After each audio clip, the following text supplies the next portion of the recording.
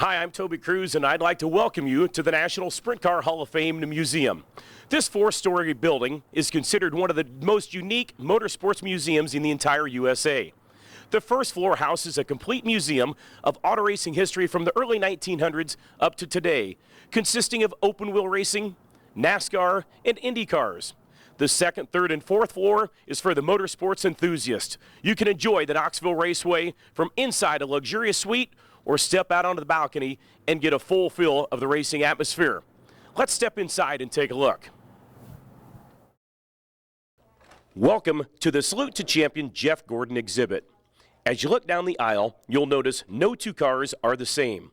That's what makes Jeff Gordon a unique American champion.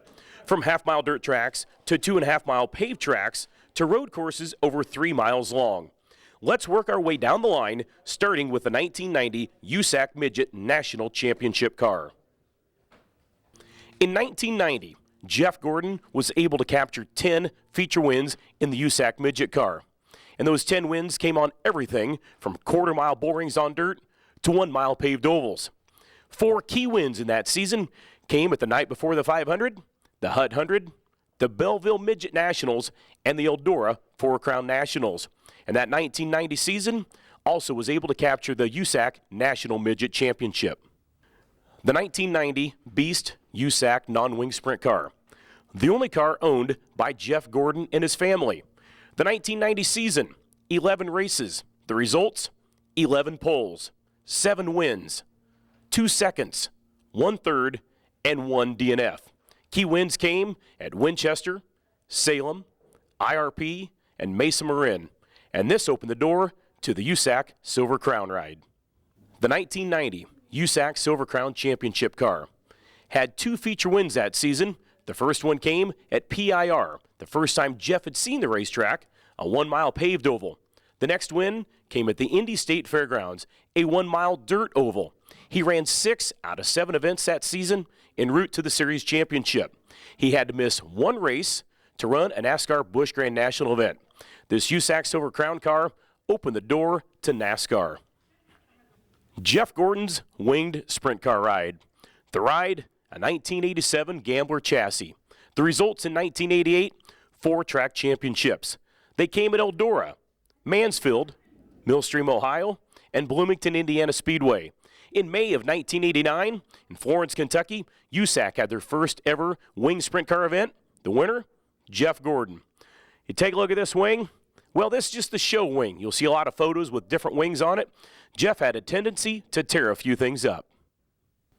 The Jeff Gordon Busch Grand National Ford Thunderbird. In 1990, ran 1 race as a test. In 1991, went full-time racing with Bill Davis and the Carolina Ford dealers. 30 races, 10 top 10s, and the Rookie of the Year honors. In 1992, 31 races, 3 wins, 11 poles, 15 top 10s. In 1993, Jeff Gordon went Cup racing. Jeff Gordon and his Cup career from 1993 to 2011. 653 races, 70 poles, 85 wins, 4-time Brickyard 400 winner, 3-time Daytona 500 winner. His first win came in this car, the 1994 Coca-Cola 600 at the Charlotte Motor Speedway. This car was built especially for that event, served as a backup car for the Brickyard 400. For a short time, it became a 2-seater car to give some passengers a ride, and then it was completely restored to commemorate his first Cup win. This display commemorates some of the highlights of Jeff Gordon's career. It includes trophies from his first victory at the Coca-Cola 600 at the Charlotte Motor Speedway, as well as his first win at the Brickyard 400. Other trophies commemorate his wins in USAC Midget and Sprint Car Series career. As you walk through the museum, the rest of the exhibits are the actual cars, engines, and even historic garages that have been either loaned or donated to the National Sprint Car Hall of Fame and Museum. We take a look at one of the early cars here in the 7 car. You see the small right rear tire, the open cockpit for the driver. The left-hand side, they have the handbrake. The right-hand side, the hand fuel pump. There were so many advances in the speed, handling, and safety of these cars. We come into the open modified era. The bigger right rear tire, the roll cage, an early driver containment seat, and the addition of the seat belts. Here's the John Gerber Garage. Tools, race car, trailer, and tow car from the 30s that focuses on speed. These cars raced across the country at local fairgrounds and tracks, plowed in a field with wooden grandstands. Many of the drivers were local daredevils that were challenged by regional and national drivers, making a name for themselves, eventually hoping to get a ride in one of the traveling race organizations. Taking a look at the Trossel Garage. In 1986, Bob Trossel, Jeff Gordon, and his crew were part of a group that went to Australia and did some sprint car racing. After that, a deal was put together in June of 1987, and Bob Trossel gave Jeff Gordon his first shot at a drive at the Knoxville Raceway. Here we see examples of the evolution from the Roadster to the early winged modifieds to the classic modifieds that raced in the 60s and 70s with great drivers like Hank Arnold from Arizona. During this era, horsepower became a big factor as the tracks went from quarter-mile bull rings to the 1-mile fairgrounds tracks that also raced horses. Tires became a challenge in order to get the power to the track. Teams tried everything from using dragster tires to bolting 2 wheels and tires on the outside rear. Here we can see the rapid change from the 70s to today with improved safety, speed, and the handling of the non-wing sprint cars that are mostly raced by traveling organizations like USAC.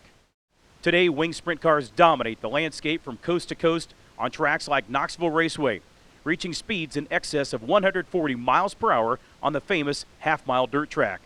The 2 number 15 cars won the Knoxville Nationals in recent years, driven by Donnie Schatz. Here we see 2 more wing sprint cars, both Knoxville Nationals winners, including the number 83 driven by Tim Schaefer to victory in the $1 million 50th Nationals. We've only seen a small part of the historic collection of cars and memorabilia here on display at the museum with drivers such as Steve Kinzer, Doug Wolfgang, Donnie Schatz, Danny Lasowski, Bobby Unser, A.J. Foyt, and Parnelli Jones that are periodically exhibited here at the museum. Welcome to the entertainment part of the National Sprint Car Hall of Fame and Museum, the second floor.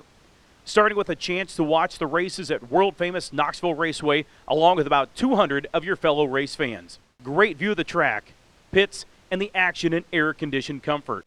Great choices for meals from local restaurants. Purchase seats for 1 race or more. Groups large and small are always welcome. Lots of special events year-round, from race memorabilia auctions to special presentations by past and present drivers, car owners, builders, and other race stuff. The Hall of Fame and Museum honors each of their members with their place on a kiosk, along with other photos, paintings, and memorabilia. Notable such as Knoxville Raceway promoter Ralph Capitani, Steve Kinzer, A.J. Foyt, Jan Opperman, and many more. The Library Research Center provides access to documents, photos, catalogs, and other material that help trace the history of motorsports back to the early 19th century. Let's step inside. Those documents owned by the National Sprint Car Hall of Fame include complete sets of out-of-date publications like the National Speed Sport News. Much of the material has been donated by individuals and businesses wanting to preserve the unique heritage of American racing where anyone had the opportunity to participate. The theater, equipped to run just about any media, is in use every day the museum is open. From historic races and special events to special productions about tracks like the Devil's Bowl in Texas, series like ASCS, and off-road events. The best seat in the house is in the suites on the 3rd and 4th floors. A chance to watch great racing with about 19 of your friends, family, or business associates. Not a bad seat in the house, either indoors or outside on the balcony. A neat kitchen setup. Bring your own food and beverage or order out. To commemorate the Salute to Champion Jeff Gordon, we've designed a special t-shirt with all his championship cars and his record. The proceeds go to support the National Sprint Car Hall of Fame and Museum so we can keep providing a place to maintain the history of sprint car racing and its champions. They are only available through the National Sprint Car Hall of Fame and Museum gift shop. You can visit our website for more information about everything you've seen today at www.sprintcarhof.com. Thanks on behalf of everyone here and at Jeff Gordon Racing.